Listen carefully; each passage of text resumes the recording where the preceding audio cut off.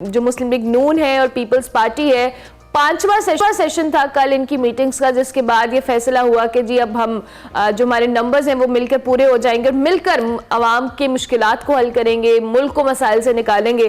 कल की press conference को लेकर क्या कमेंट होगा आपका? Thank you very much and a very good morning. हुकूमत तो बनना है, ये नहीं हो सकता कि पाकिस्तान बगैर हुकूमत साजी के इलेक्शन के बाद चलता रहे। जो इलेक्शन डिस्प्यूट्स हैं उनका भी एक मैकेनिज्म है और उसके मुताबिक वो चल रहे हैं। लाइक सलमान अकरम राजा साहब के खिलाफ नोटिफिकेशन जारी हुआ था जीत का, वो विथड्रॉ हो गया। इसी तरह इस्लामाबाद की 3 सीटें थी, इमरान हसन साहब जानते हैं ये लोग कौन है, इनके नोटिफिकेशन हुए थे लेकिन वो भी विथड्रॉ हो गए। एक तरफ ये dispute settlement through election commission या हाई कोर्ट या सुप्रीम कोर्ट चलती रहेगी, लेकिन दूसरी तरफ गवर्नमेंट आपकी बनना है। पूरी दुनिया देख रही है पाकिस्तान की तरफ कि कौन गवर्नमेंट में आ रहा है, किसकी हुकूमत बन रही है, कौन कहाँ बैठ रहा है, और ऊपर से IMF के टॉक्स हैं। तो लिहाजा जो कल हुआ उस पर जितना भी कमेंट किया जाए कि ये वोट को इज्जत नहीं है, यू टर्न है, या बिलावल भुट्टो जरदारी जो सीनियर पॉलिटिशियन के हवाले से बात करते रहे, वो इलेक्शन का वक्त था। और मैं शायद आप ही के प्रोग्राम में मुतअद्दिद बार मैंने कहा था कि ये इलेक्शन टाइम है। इलेक्शन टाइम में स्पीचेस भी आएंगी, इलेक्शन टाइम में लोगों को रूह करने की कोशिशें भी की जाएंगी और उसमें नए स्लोगन भी आएंगे इलेक्शन के। लेकिन कहता कलामी की माजरत, अब इसका मतलब है लोग पहली इलेक्शन स्पीचेस के ऊपर जुमले उठाते थे, इसके बाद अब बाकायदा तौर पे ये तो हम इसके हक में जो हो रहा है, लेकिन आने वाले वक्त में लोग इलेक्शन स्पीचेस पे भरोसा करना छोड़ दें, फौरन बदल जाएंगी और हम फिर उसको ऑन भी कर लेंगे। जैसे बहुत सारे रहनुमा अपने यू टर्न्स को ऑन करके ये कहते हैं कि बड़े सियासी रहनुमा या बड़े लीडरान यू टर्न लेते हैं। ऐसे ही पॉलिटिकल स्पीचेस पे अब लोग आइंदा बिल्कुल तवज्जो ना दें जो कैंपेन्स में हो। नहीं, मैं तो कह रहा हूं ना कि इलेक्शन टाइम का अपना एक तकाजा होता है। आपने लोगों को मनाना होता है अपनी तरफ, उनका वोट लेना होता है और उसमें आप स्लोगन भी देते हैं। लेकिन क्या सीनियर सियासतदानों को लोगों ने इलेक्ट नहीं किया? क्या ऐसे लोग नहीं आए जो मतलब वजीर आजम के उम्मीदवार, जैसे बिलावल कहते थे कि नए लोग आए, तो बिलावल तो वजीर आजम के उम्मीदवार नहीं है, वो नामजद हुए। लेकिन इस पेट से अब निकल कर हम बात करें कि क्या चैलेंजेस क्या है इस गवर्नमेंट को। आपको एक और बात भी याद कराऊं, मैंने तो वैसे ही अजराए तफन्नन कहा था इलेक्शन के फौरन बाद के कहीं ऐसा ना हो कि कोई भी हुकूमत लेने के लिए तैयार ना हो। तो जो 2 हफ्ते गुजरे हैं उसमें तो यही लगता रहा। मसलन खालिद मियां जावेद लतीफ साहब का बयान था कि नून लीग को हुकूमत नहीं लेना चाहिए। रिलक्टेंस जो हमें नजर आई ये पाकिस्तान की तारीख में पहली बार है। दूसरी चीज जो PTI कह रही है हम हुकूमत बनाएंगे, from the very first day उनके पास नंबर नहीं है हुकूमत बनाने के, और उन्होंने ना ही कोशिश की किसी जमात के साथ इत्तेहाद करके हुकूमत बनाने की। सुन्नी काउंसिल के साथ जो इत्तेहाद हुआ वो not for the formation of government. जो मजलिस वफ़ाक़ुल मुस्लिमीन के साथ इत्तेहाद हो रहा था, not for the formation of government. Jamaat Islami के साथ जो इत्तेहाद हो रहा था, not for the formation of government. क्योंकि ये छोटे ग्रुप्स या पार्टी एक सीट वाले वो 169 का फिगर नहीं दे सकते थे। 169 का फिगर वो PTI पीपल्स पार्टी के साथ बैठती, या PTI नून लीग के साथ बैठती, या नून लीग PTI के साथ बैठती, या पीपल्स पार्टी PTI के साथ बैठती, तो ये लॉट्स ऑफ अगर मगर थे। यही अगर मगर जो हुआ है यही। अच्छा, अभी आपने पराचा साहब खुद भी बात की कि ये बहुत सारे चैलेंजेस होंगे इस हुकूमत के लिए और कोई भी हुकूमत लेने को तैयार नहीं था। अब जिस तरह से ओहदों की डिस्ट्रीब्यूशन या जिस पे इत्तेफाक हुआ है इन दोनों पार्टीज के अंदर, आप क्या समझते हैं कि जो चैलेंजेस है इन ओहदों के डिस्ट्रीब्यूशन से क्या कम होंगे, या दोनों पार्टीज जो PDM इत्तेहाद के टाइम पे हमने देखा था उसी तरह से परफॉर्म करने जा रही हैं? अगर तो उसी तरह से परफॉर्म करेंगे तो फिर इनके लिए और मुश्किलात पैदा होंगी। अब नून लीग के पास एग्जीक्यूटिव पावर है, तमाम मिनिस्ट्री नून लीग के पास होंगी, या उसके जो दीगर इत्तेहादी काबीना में आएंगे, मसलन MKM की बात कर रहा हूँ, या IPP की बात कर रहा हूँ, या काफ लीग की बात कर रहा हूँ। पीपल्स पार्टी एग्जीक्यूटिव पावर में नहीं होगी, पीपल्स पार्टी काबीना का हिस्सा नहीं होगी। पीपल्स पार्टी काबीना में बैठकर फैसले नहीं करेगी। आईनी ओहदे पीपल्स पार्टी ने लिए हैं, सदर का उनके पास आ गया, आपने खुद भी गिनवा दिए, गवर्नर का ओहदा उनके पास आ गया, बलूचिस्तान की गवर्नमेंट आ गई, सिंध की गवर्नमेंट तो ऑलरेडी उनके पास बड़े पिछले मैंडेट से भी ज्यादा मजबूत है, लिहाजा एग्जीक्यूटिव पावर जो है वो नून लीग के पास अच्छा, है। पर राजा साहब, IMF के साथ राज साहब, इसमें नामजद वजीर आला सिंध तो हमें नजर आ रहे हैं साहम प्रेस कॉन्फ्रेंस में, नामजद वजीर आला पंजाब नहीं है, और नवाज शरीफ खैर है ही नहीं, चले उनका ना होना लॉजिकली हम जस्टिफाई कर सकते हैं कि पार्टी रहनुमाई नहीं आना चाहा होगा उन्होंने इसके अंदर, लेकिन मरियम नवाज भी नहीं है। ये क्या is there some problem between Shahbaz Sharif साहब, या कुछ ऐसा है, या वैसे ही कोई और मंतक आपको नजर आती है?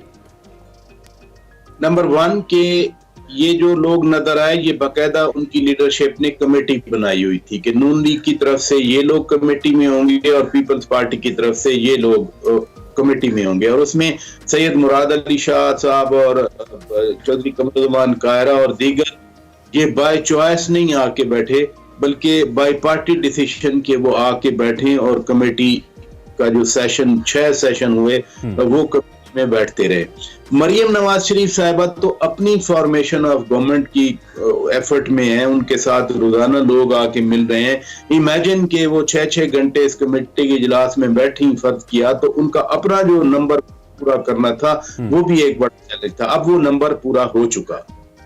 लिहाजा ये जो एक सिस्टम न्यू इवॉल्व हो रहा है, जिसमें सिंध वाले अपनी गवर्नमेंट बनाएंगे, बलूचिस्तान में कोalition गवर्नमेंट बनेगी लेड बाय पीपल्स पार्टी, पंजाब। अच्छा, अब हम थोड़ा सा उस फॉर्मूले पे बात करते हैं जिसके तहत इन्होंने अवाम को रिलीफ देना है। एक बात, नून लीग को एक पिक्चर बड़ी क्लियर तौर पे नजर आई है कि अगर वो ये कहते हैं कि अवाम ने मुकम्मल तौर पर उन्हें मुस्तरद नहीं किया, वो बतौर मेजॉरिटी सामने आए, वैसे तो जारी बात है इंडिपेंडेंट्स ने लीड किया, independents were backed by Tehreek Insaf, तो तहरीक इंसाफ अगर बल्ले के साथ लड़ती तो ज्यादा सीटें उनकी थी, तो ऑब्वियसली, लेकिन अब चूंकि as per law, as per clear picture, जो करंट पिक्चर, हमें नून लीग की सीट ज्यादा नजर आती है। एक तो उनको पता है कि हमारी जो पावर है या हमारा जो वोट बैंक है वो बहुत बुरी तरह डिस्टर्ब हुआ है पंजाब के अंदर, तो दे नीड टू डिलीवर। वो फॉर्मूला क्या होगा? मरकज के अंदर भी और पंजाब के अंदर भी आ तो रही है नून लीग, लेकिन वो कोई स्पेसिफिक फॉर्मूला है, कोई बंदों की तब्दीली है, कोई नए फेसेस की आमद है, जिससे कम से कम वो पुराने दाग कुछ धुलें और दोबारा से अवाम के अंदर एक मकबूल गवर्नमेंट का एक टैग आपको मिल सके? फॉर्मूला क्या नजर आता है आपको? पराचा साहब, I think we have lost the connection. मस्जिद शौकत पराचा साहब हैं, हम पैसे सुन पा रहे हैं? जी, वो एक्चुअली आपको मालूम है कॉल आ जाए तो फिर जी वी अंडरस्टैंड, जी अंडरस्टैंड। दो इश्यूज हैं। नंबर 1 पंजाब वाला, पंजाब में आपको इफेक्टिव एडमिनिस्ट्रेशन करनी है, लेकिन सारा जो बेसिकली क्रिटिसिज्म या फोकस होता है वो तो फेडरल गवर्नमेंट पे होता है। फेडरल गवर्नमेंट ने पॉलिसी बनानी है, मसलन IMF से टॉक करनी है, फेडरल गवर्नमेंट ने करनी है, IMF के साथ मुआहदा करना है, फेडरल गवर्नमेंट ने करना है, अगर petrol price, diesel price very करनी है, फेडरल गवर्नमेंट ने करनी है, तो जो मुश्किल है वो फेडरल गवर्नमेंट के हिस्से में आएगी। ये हो नहीं सकता कि कल वो आए और कल से ही रिलीफ शुरू कर दें। IMF का अभी मार्च में एक डायलॉग है उनके साथ, और वो ऑब्वियसली कहेंगे कि फला चीजों की आप प्राइस फिक्सेशन करें या एडजस्टमेंट करें। तो पहले वाले जो 1-2 साल हैं वो तो बहुत ही मुश्किल शिकार होंगे। एक और बात भी कर दूं, लोग कहते हैं कि नून लीग जो है वो हारी है, कम सीटें आई हैं। मैं अपना इंप्रेशन बताऊं कि जिस तरह 16 महीने की गवर्नमेंट में महंगाई बढ़ी, बार बढ़ी थी, तो मेरे लिए इतनी सीटें आना भी नून लीग की कामयाबी ये इसके कि मैं कहूं कि वो 80 सीटें ले सके और सीटें ले गई, लेकिन जो IMF के एग्रीमेंट के बाद पेट्रोल देखे ना, एक बार 100 रुपए बढ़ा, वो आदमी 1000 का पेट्रोल डालता था, वो 18 महीने की हुकूमत के बाद उसको ऑलमोस्ट डबल का पेट्रोल डालता है।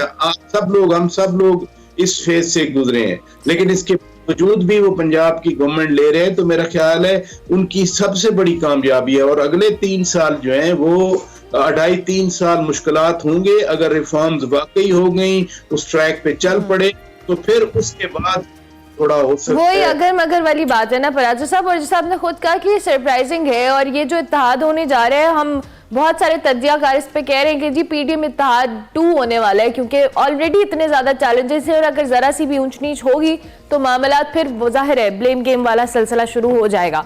अब तहरीक इंसाफ के हवाले से बात कर ले, कल बैरिस्टर गौहर साहब ने बात की, कल अली मोहम्मद खान साहब से भी हमारे शो में बात हो रही थी और उनसे हमने यही बात की कि जब अगर इनके उनके मामलात हल नहीं होते और जिस तरह से वो दावा कर रहे हैं कि जी उनको मैंडेट मिलेगा तो वो हुकूमत बनाएंगे, चाहे वफाक हो या सूबे हो, अब उनके मामलात हल नहीं होते तो वो री इलेक्शन की तरफ तो नहीं जाएंगे। लेकिन आप तहरीक इंसाफ ये जो सारे दावे कर रही है कि अगर उनको मैंडेट मिल जाते तो वो हुकूमत बना लेगी, दावों में किस हद तक आपको सदाकत लगती है और क्या उनको ये चांस मिलेगा? जो इलेक्शन हो गया, अब पीटीआई भी ये नहीं कह रही कि वो री इलेक्शन चाहते हैं। अब तो पीटीआई भी नहीं कहना चाहिए, अब तो सुन्नी इत्तेहाद कौंसिल है ना जो पार्लियामेंट में है वो सुन्नी इत्तेहाद कौंसिल के प्लेटफॉर्म से मुझे नहीं कह रहे कि री इलेक्शन हो, मुझे कह रहे हैं कि जो उनके बकौल जहां रिगिंग हुई है या उनके बकौल जहां सीटें छीनी गई हैं वो रेक्टिफाई किया जाए। अब उसके लिए ये रास्ता क्या है? वो रास्ता 9 मई वाला नहीं है कि आप कोर कमांडर के घर पे हमला कर दें या मियां वाली एयरबेस पे हमला कर दें या पेशावर में रेडियो पाकिस्तान जला दें। उसका रास्ता है, अगर आपने ये मानना है कि हम कानूनी रास्ते पे चलते हैं तो सुन्नी इत्तेहाद कौंसिल अब जाएगी इलेक्शन कमीशन में जैसे वो जा रहे हैं, और मैंने आप सीटों के नोटिफिकेशन विड्रॉल के बता दिए। इसी तरह बहुत सारे डिस्प्यूट्स हैं, वो 70 सीटें हैं, वो 80 सीटें हैं, वो 90 सीटें हैं, उनका एक कानूनी और आईनी तरीकाकार है। और खुद सुन्नी इत्तेहाद कौंसिल के नए लीडरान भी कह चुके हैं कि हम पार्लियामेंट में बैठेंगे, पार्लियामेंट में किरदार अदा करेंगे। मसलन बैरिस्टर गौहर खान साहब भी कह रहे हैं, बैरिस्टर सैफ भी कह रहे हैं ये बात। सबसे पहले मोहम्मद अली सैफ साहब ने की कि हम मरकज और पंजाब में अपोजिशन में बैठेंगे। एक बड़ा चैलेंज होगा नून लीग की हुकूमत के लिए कि 90 लोगों की इतनी सख्त अपोजिशन उनके सामने। मैं यही कि अपोजिशन कितनी मौसर हो पाएगी, क्योंकि अपोजिशन के ऊपर उस तरह की लीडरशिप तो नहीं है, इनकी लीडरशिप तो जेल के अंदर है, तो कितनी मौसर opposition in case if they come in opposition कर पाएंगे आपको लगता है? और दूसरा, इंतखाबात से पहले एक बड़ी बात थी उड़ाई जा रही थी, इस्तेकाम पाकिस्तान पार्टी भी कहती थी और दीगर पार्टीज भी कि जी इंतखाब होने दें, ये तो परिंदों की तरह पंछियों की तरह उड़ जाएंगे जो आज़ाद उम्मीदवारान हैं। नहीं उड़े उस तरह से, बहुत बड़ा नंबर कोई सामने नहीं आया या बहुत बड़ा कोई ब्लॉक बन गया हो और फिर उन्होंने कोई इस तरह का इकदाम किया हो। तो इसका मतलब यह है कि मायूसी हुई नून लीग को और पीपल्स पार्टी को इस मामले में। लोग तो पार्टी का निशान नहीं है, अगरचे उनका लीडर नहीं है, लेकिन लोग पार्टी के नीचे बहरहाल जुड़े हुए हैं, ऐसा लगता है आपको? बहुत बड़ी तादाद छोड़े, कोई भी नहीं गया जी। यानी कल शाम तक पंजाब का वो थोड़ा एक रेफरेंस था इस पॉइंट ऑफ व्यू से, मैंने एक एमएनए जो पंजाब से गए, अदरवाइज यस शाम तक वसीम कादर साहब गए। कल शाम तक 92 में से 82 ज्वाइन कर चुके थे वो सुन्नी इत्तेहाद कौंसिल। वो तो बहुत बड़ा नंबर नहीं गया, चंद जरूर लोग गए हैं। और उसमें देखें पहले दिन ही था कि कोई 4-5 तो टेक्निकली आजाद जीते हैं, तो की तो मर्जी है। बाकी 10 में से 5 बच गए, तो ये नॉट 5%, 10% भी नहीं है जो छोड़ के गए। कहा जाता था कि आधे जो पीटीआई के लोग हैं वो अपनी पार्टी को छोड़ के कोई पीपल्स पार्टी में चला जाएगा, कोई आईपीपी में जाएगा, कोई नून में जाएगा, तो किसी में नहीं गए। और उसका बुनियादी वजह भी यही है कि उनका इतने सारे इलेक्ट हो गया ना, उनके पास एक बड़ा नंबर है। दूसरी बात जो आपने कही कि अपोजिशन कैसी होगी, बहुत ही अजीब सी अपोजिशन होगी। 2 कैटेगरीज इनकी बनती हैं। एक तो वो हैं जो यंगस्टर हैं, जो कभी को पार्लिमानी सियासत का तजर्बा नहीं है, वो स्ट्रीट पॉलिटिक्स तो उन्होंने अभी पीटीआई से की, they have never been to the parliament. तो उनको तो पार्लियामेंट के नॉर्म्स, उनको पार्लियामेंट के अंदर की जो प्रोसीडिंग्स है कोई इल्म नहीं है। कभी वो कुछ कह सकते हैं, कभी कुछ कह सकते हैं। एक कैटेगरी वो है। दूसरी कैटेगरी में बड़े सख्त लोग होंगे जो नेसेसरली बड़े सीजन्ड वकला हैं। लतीफ खोसा साहब आ गए, बैरिस्टर गौहर खान साहब आ गए, सलमान अकरम राजा साहब अगर आ जाते हैं, या अली बुखारी साहब आ जाते हैं, उमर तो आ चुके ना पार्लियामेंट में मियां वाली सीट से। इमेजिन करें, फजलुर रहमान को नहीं गिन रहे, वो असेंबली में तो नहीं है लेकिन ऑपोजिशन में नहीं गिन रहे उनका। नहीं, असेंबली में तो मौलाना साहब इस दफा डेरा इस्माइल खान की सीट से नहीं है, लेकिन पशीर वाली सीट तो है ना। अच्छा, ऊपर से सॉरी, ठीक है, महमूद खान अचकजई साहब होंगे असेंबली में, ऊपर से अख्तर मेंगल साहब होंगे असेंबली में। तो इमेजिन किस तरह की एक तरफ सीजन्ड पॉलिटिशियन होंगे जो कि जिनको हम कहते हैं कि पार्लिमानी एक्सपीरियंस, महमूद खान अचकजई या अख्तर मेंगल साहब अपने हवाले से अपोजिशन करेंगे, मौलाना पार्टी अपने हवाले से अपोजिशन, और ये वकला जो है हर कानून साजी पे, हर ऐसे मोड़ पर जहां नून लीग की हुकूमत कोई मोशन ला रही है, कोई और चीज वो मूव करना चाह रहे हैं, क्या टेक्निकल पॉइंट्स आएंगे। ठीक है, वैसे बहुत ही इंटरेस्टिंग होगा। साबिका पीडीएम के सरबरा इस वक्त मौजूदा हुकूमत की ओपोजिशन में बैठे होंगे, अगर मौलाना फजलुर रहमान साहब, जो कि ओबियसली वो लीडर नहीं होंगे लेकिन ओपोजिशन में बैठेंगे, सीजन पॉलिटिशियन है, और इन दोनों जमातों के साथ सबसे ज्यादा काम करने का तजर्बा इस ओपोजिशन के अंदर इन्हीं को है। So this will be very interesting. Paracha साहब, thank you very much for your analysis. आप हमारे साथ मौजूद थे, मुल्क की सियासी सूरत हाल पे हम बात कर रहे थे।